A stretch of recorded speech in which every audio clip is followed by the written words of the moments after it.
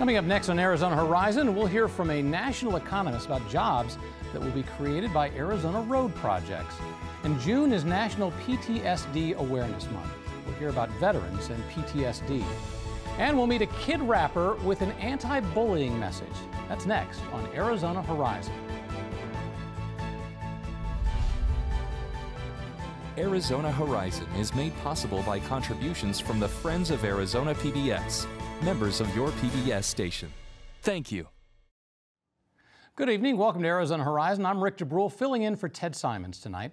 Well, get ready for some road construction, and that's the good news. The Maricopa Association of Governments recently added $1.25 billion in projects to its regional transportation plan. Combined with some other projects that were already in the works, there are now $5.7 billion in highway, freeway, and rail projects that are planned.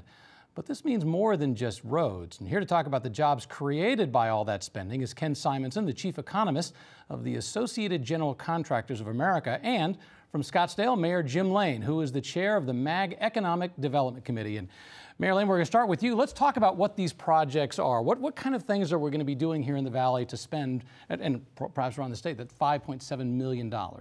Well, first and foremost, I'd like to at least say that part of that money, $1.25 billion of that, is on the basis of a rebalancing of funds. In the downturn in the economy, we had a tremendous contraction because we had a drop off in the amount of funds that were available. So some of these projects were a product of re-engineering and recovery. So in other words, they were already planned, but the budget had to be tightened to put them back online. Right, and the re-engineering, we ended up saving a great deal of money by looking at these projects again and frankly reprioritizing them. So some of these were in the plan in the long haul. Some of them are adds because they specifically overcame something else that was of less desirability and frankly less function, which was a great program. And we were able to add $1.25 billion. Was that new money or was it just the re-engineering? Well, it is re-engineering and a recovery because we had lost a significant amount of money for an extended period of time as the Prop 400 regional transportation sales tax was off so much in a great recession. All right, let's talk about some examples. What types of things are going to happen with this $5.7 billion?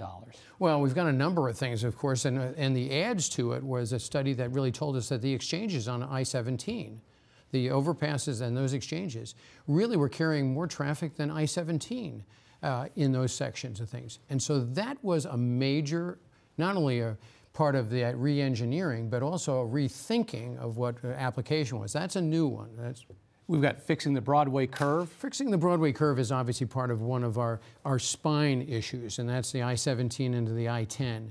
And so that is one of those major corridors for us that we have limited prospects of how we can expand capacity there. So those are the things that really needed to be studied as to exactly how we could enhance it, and that is part of that program right there. You mentioned the interchange. We're also talking about widening the Santan Freeway, one lane in each direction. Right. That's on a continuing program. That is something that has been planned from the beginning. As these roadways gather up momentum, as they develop around it and bring those jobs from companies that see our transportation infrastructure being as strong as it is, hey, when it comes to time, we've got room. We add that lane. Sometimes people argue and they say, well, why didn't you do it in the first place? And we all know that that's just not the way it really works. So when we talk about construction, even though we welcome construction, there's a good bit of people in our community that would say, geez, they are working on the roads again. You know, this is just going to be nothing but a headache again. But in the long run, it really is a very positive thing. And $5.7 billion over a period of time means a lot of, obviously, construction jobs, but it actually goes beyond that, Ken Simonson. Explain that. Absolutely. $5.7 billion really means about 16,000 jobs throughout the community, throughout the economy each year for 10 years. This is a 10-year program. About a third of those jobs are construction jobs, the hard hats you'll see out by the highway or the transit projects, but also the people who are ordering the equipment, scheduling, and doing everything else in the construction firm. About a sixth of the jobs come from a range of industries that are supplying materials, equipment, and services to construction. But the impact that you'll feel throughout is indirect. It's what we call induced jobs, as the workers and owners in the construction and supplying businesses spend that additional wage and salary and profit type income that they're getting from this project. And then the biggest benefit is what's happened when they all leave that job. People think, oh, these are temporary jobs, but the benefit of spending money on infrastructure is you have something of lasting value that's going to improve the quality of life, the safety, the productivity, and the competitiveness of this whole region. Without it, you're going to have gridlock, and so this is really essential to keeping that growth going. You know, last year, Maricopa County had the biggest increase in population of any county in the country. Over 81,000 people were added to the already large population here. If you keep going like that, nobody will be able to move unless you do projects like this. And here's a question. How does our spending compare to the rest of the country? Are we keeping pace with the rest of the country, or where would you put us? It's kind of mixed. You are certainly getting ahead of the problem in some of your areas, but as Mayor Lane said, it's catching up with things that have been planned a long time ago and had to be pulled off the drawing board for a while. So some of it will certainly reach where the new population, the new businesses are, but others are going to fix problems that have been there for quite a while. And Mayor Lane, when we were talking about these, we saw that list, and that was only a very small list of all the all the items.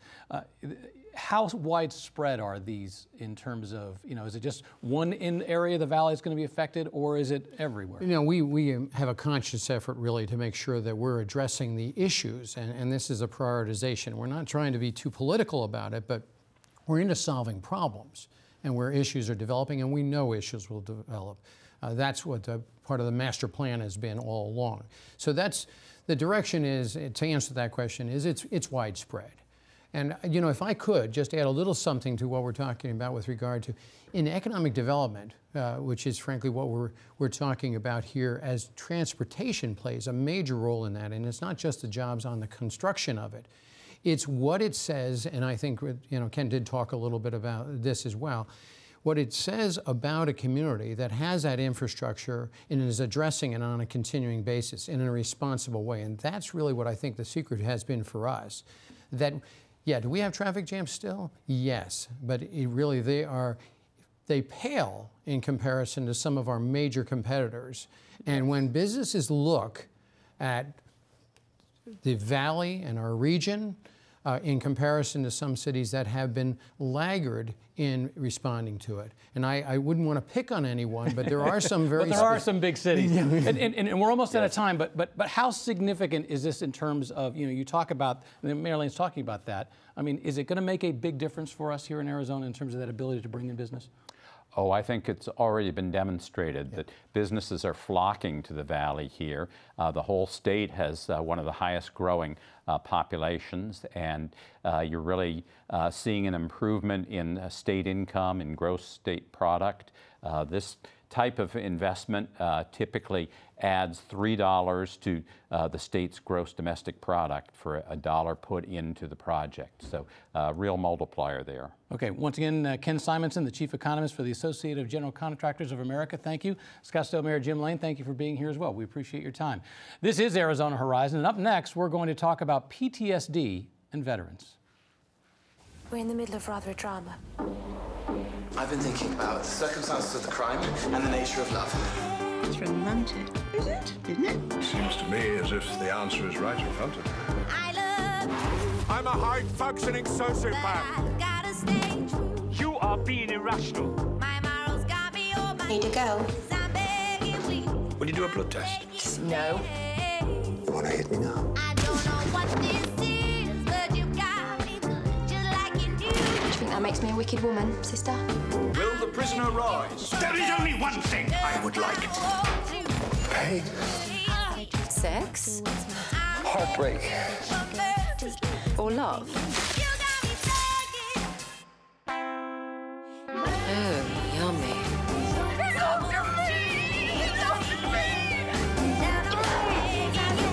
Stop it! Papa? Is everything all right in there?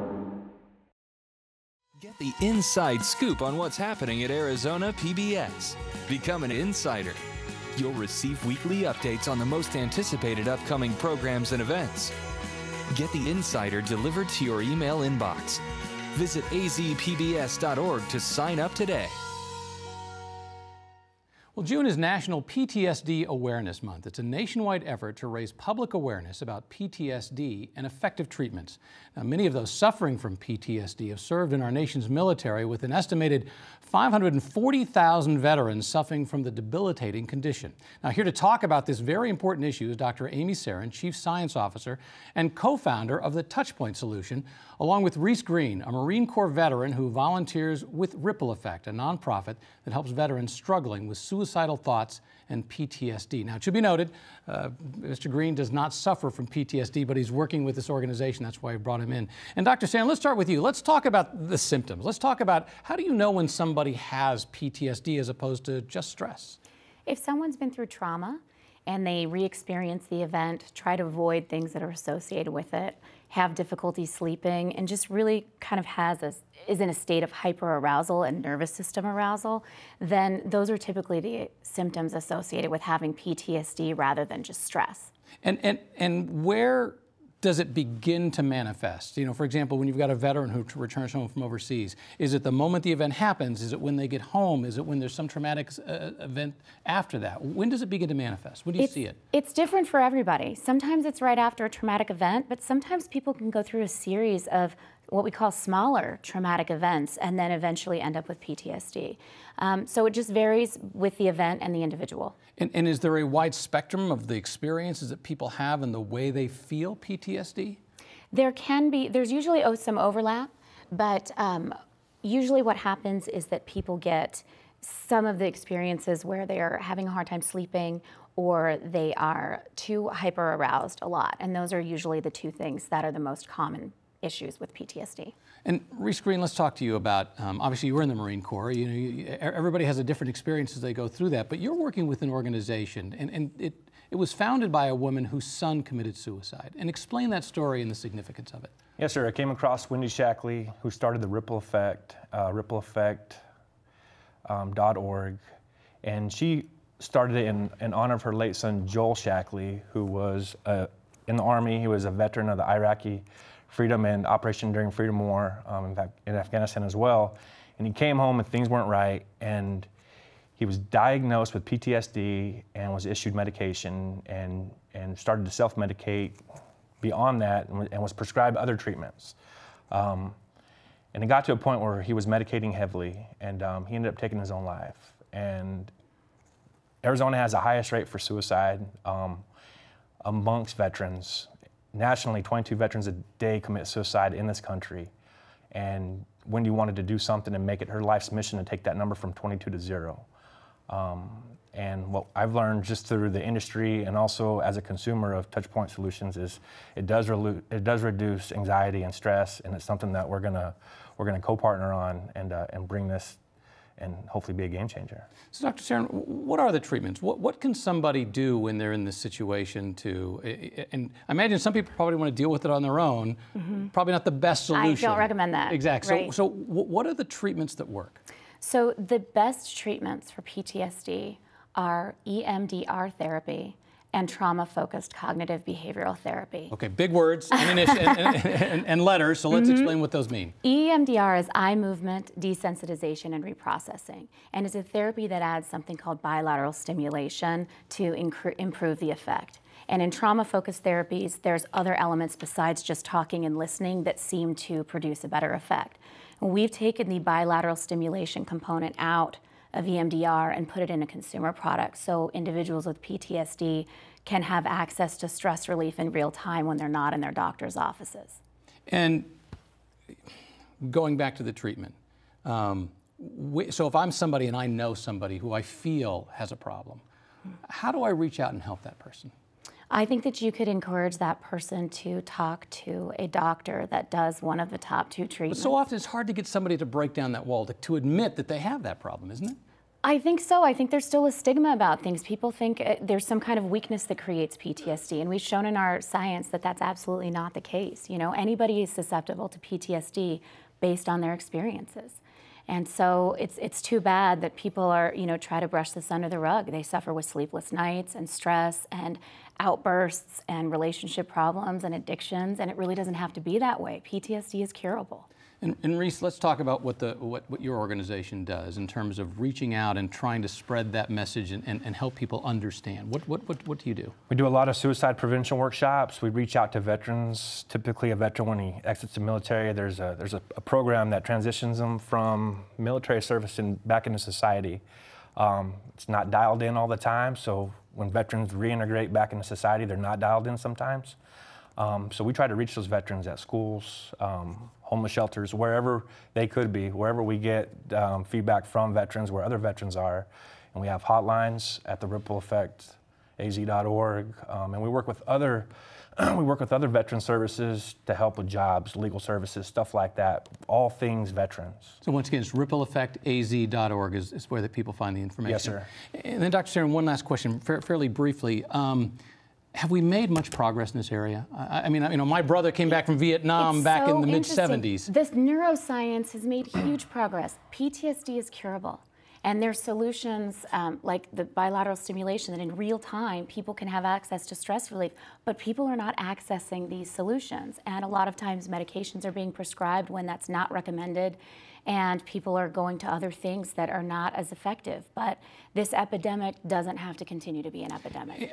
And obviously, I mean, you're working kind of in the inner circle of this. I mean, as you look at this problem, do you feel like we are making that progress that's necessary? I mean, once again, back in the 70s, people coming back from Vietnam didn't even understand PTSD existed. Now we understand it, we talk about it a lot, but have we turned a curve yet? I think the important corner we need to turn is for people to understand that PTSD is not a life sentence, that PTSD is curable. Okay, once again, Dr. Amy Sarin, we appreciate your time. Thanks for being here. You're the co-founder of Touchpoint Solution. We appreciate your time.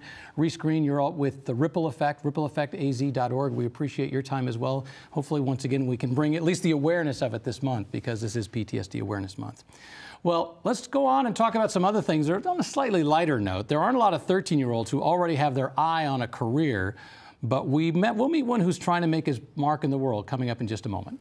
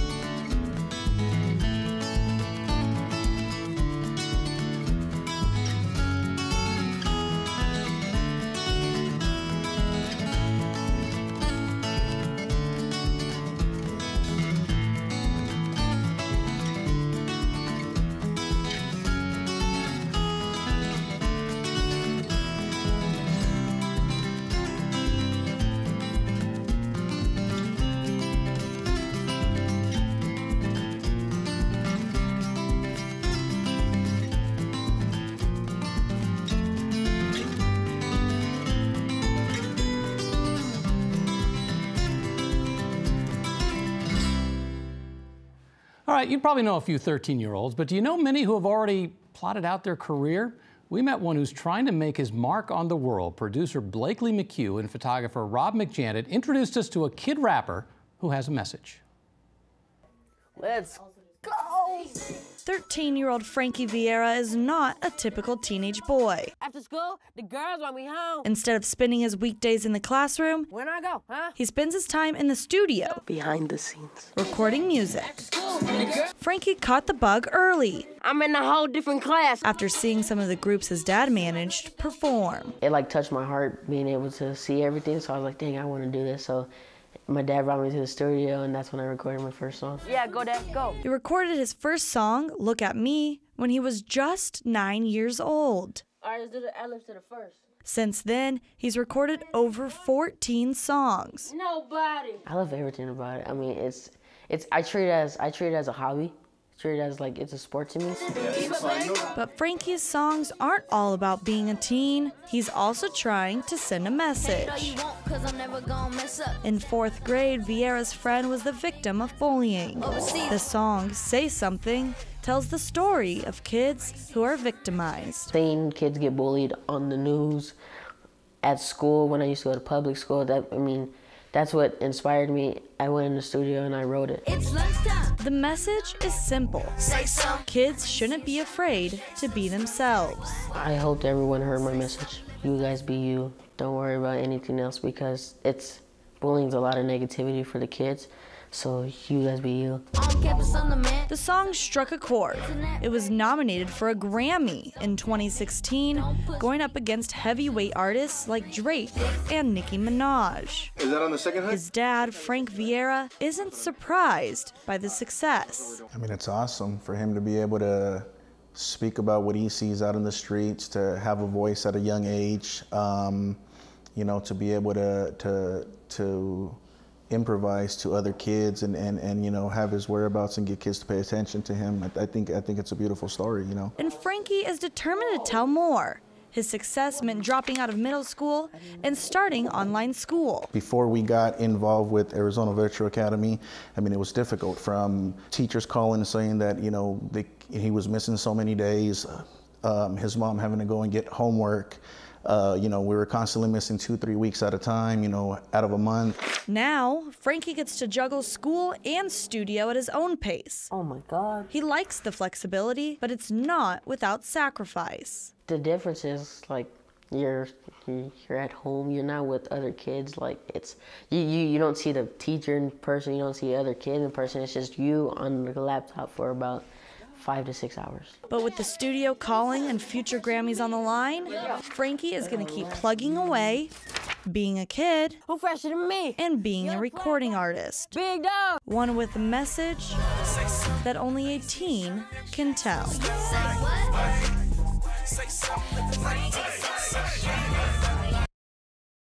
Great kid and a great message. Frankie, by the way, is set to release more songs this summer.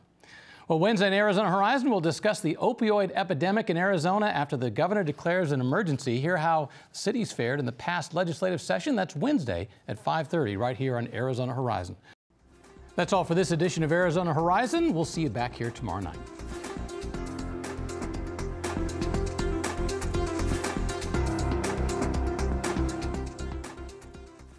Arizona Horizon is made possible by contributions from the Friends of Arizona PBS, members of your PBS station. Thank you.